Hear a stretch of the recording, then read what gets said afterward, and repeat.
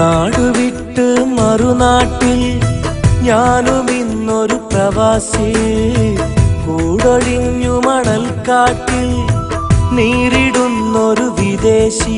ഈ മൗനവിലാപം തീരുവതെന്നിവിടെ, ഇനി മാമല നാട്ടിൽ എന്നു വരും തിരികെ.